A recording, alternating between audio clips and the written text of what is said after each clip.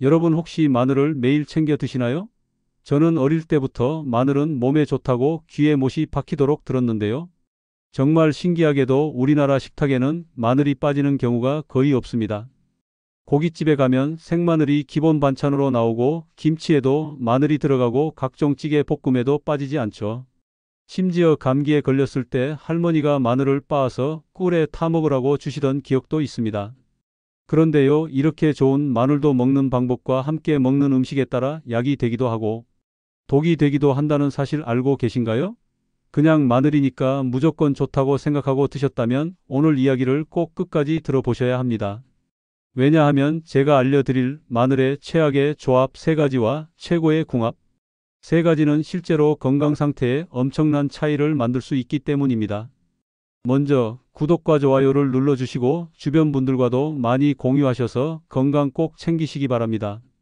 우선 첫 번째로 피해야 할 것은 단맛이 강한 마늘 절임입니다. 아마 마늘 장아찌 좋아하시는 분 많으실 거예요. 여름철 입맛 없을 때 짭조름하고 달콤한 마늘 장아찌 하나면 밥 한 그릇 뚝딱이죠. 그런데 이게 문제입니다.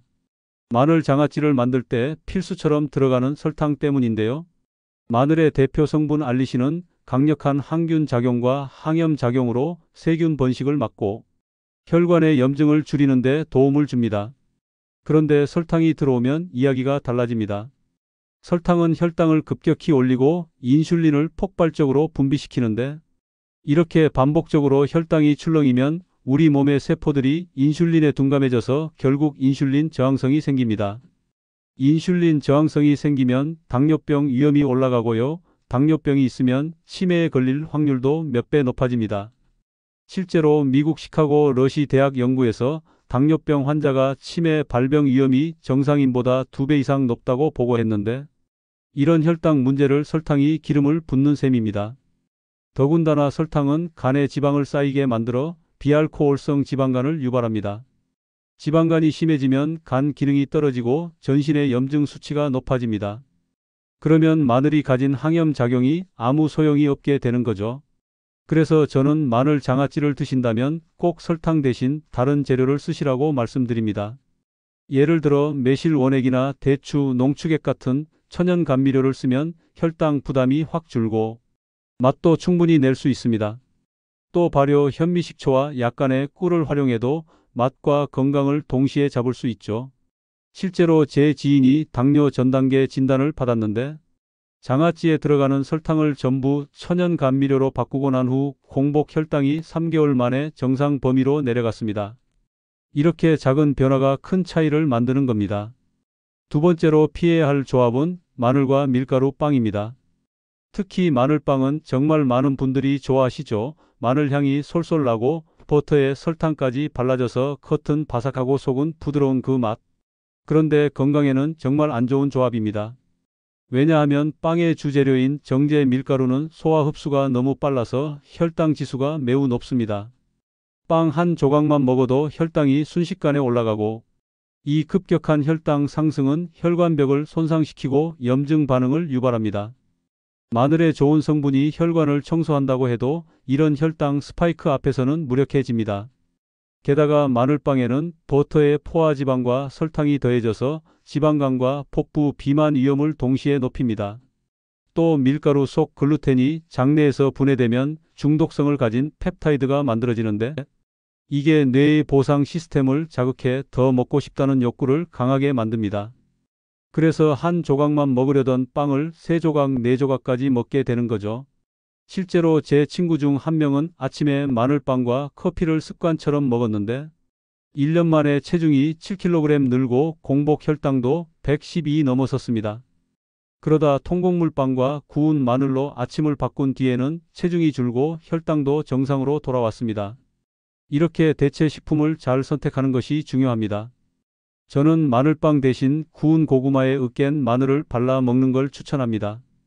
단맛과 마늘 향이 어울리면서도 혈당 부담이 훨씬 적고 포만감도 오래갑니다. 세 번째로 절대 먹지 말아야 할 것은 곰팡이가 핀 마늘입니다. 보관하다 보면 마늘 표면이 물러지거나 푸른 곰팡이가 생길 때가 있죠. 이때 곰팡이 핀 부분만 도려내고 나머지를 먹는 경우가 많은데 이건 정말 위험한 습관입니다. 곰팡이 독소인 아플라톡신은 눈에 보이는 부분을 제거해도 이미 보이지 않는 조직까지 침투해 있습니다. 이 독소는 세계보건기구가 지정한 1급 발암물질로 아주 소량으로도 간세포를 손상시키고 간암 위험을 높입니다. 더 무서운 건 열에 강해서 끓이거나 구워도 파괴되지 않는다는 점입니다. 저는 예전에 한 농가에서 곰팡이 핀 땅콩과 마늘을 같이 저장했다가 온 가족이 식중독 증세를 겪었다는 이야기를 들은 적이 있습니다. 원인은 바로 아플라톡신이었죠. 그래서 곰팡이가 핀 마늘은 아깝더라도 버리는 게 정답입니다. 보관할 때는 마늘을 물기 없이 말려서 종이봉투나 통풍이 잘 되는 망에 담아 서늘한 곳에 두면 장기간 곰팡이 없이 보관할 수 있습니다. 이제 마늘을 약으로 만드는 최고의 조합을 말씀드리겠습니다. 첫 번째는 꿀과 마늘입니다. 꿀에는 비타민 B군과 칼륨, 칼슘, 마그네슘 같은 미네랄이 풍부해서 마늘 속 알리신과 만나면 알리티아민이라는 성분으로 변하는데, 이 성분은 피로 회복과 신경 안정, 심장 기능 강화에 탁월합니다. 또 꿀과 마늘 모두 강력한 항산화 작용을 하기 때문에 세포 손상을 줄이고 노화를 늦춰줍니다. 감기나 세균 감염 예방에도 훌륭하죠. 꿀. 마늘을 만들 때는 생마늘을 바로 넣기보다 살짝 찌면 매운맛이 줄고 위 부담이 덜해집니다. 꿀에 담가 7일 이상 숙성시키면 알리신이 천천히 꿀에 녹아들어 맛과 효능이 더 좋아집니다. 하루 5에서 6쪽 정도면 충분합니다. 실제로 시골에서 농사짓는 한 어르신은 매일 아침 꿀 마늘을 드신 지 10년이 넘었는데 독감에 걸린 적이 없다고 하시더군요. 두 번째는 마늘을 천천히 익혀 먹는 것입니다. 마늘을 오래 익히면 일부 비타민C는 줄지만 항암 성분인 S알릴시스테인의 함량이 크게 늘어납니다. 이 성분은 암세포의 성장을 억제하고 혈관의 염증을 완화하는 데 도움을 줍니다. 특히 30분 이상 약불에서 조리하면 함량이 최고치에 달한다고 합니다. 그래서 찌개나 국을 끓일 때 마늘을 초반에 넣어 충분히 끓이는 게 좋습니다. 저는 집에서 통마늘을 올리브유에 넣고 약불로 40분 정도 천천히 구워서 먹는데 부드럽고 고소하면서도 속이 편안합니다. 마지막 세 번째는 마늘즙입니다. 마늘즙은 알리신이 고농축된 형태라 강력한 항균 효과와 항바이러스 효과를 발휘해 면역력을 높이고 세포의 산화 스트레스를 줄여 노화를 늦춥니다. 또 혈압을 낮추고 콜레스테롤을 조절해 심혈관 질환 예방에도 좋습니다. 다만 마늘즙은 자극이 강하기 때문에 위가 약한 분들은 반드시 공복을 피하고 꿀물이나 미지근한 물에 타서 마시는 게 좋습니다. 제 이웃 중 한 분은 환절기만 되면 감기에 자주 걸렸는데 아침 식사 후에 꿀물에 마늘즙을 타서 마신 이후로는 2년째 감기에 걸리지 않았다고 합니다.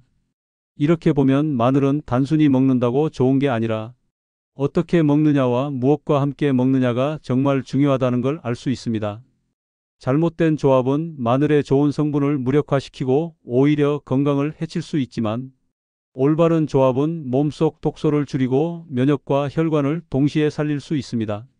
오늘 알려드린 최악의 조합 3가지와 최고의 조합 3가지 꼭 기억하셔서 마늘이 가진 효능을 100% 살리고 여러분과 가족 모두 건강하게 지내시길 바랍니다.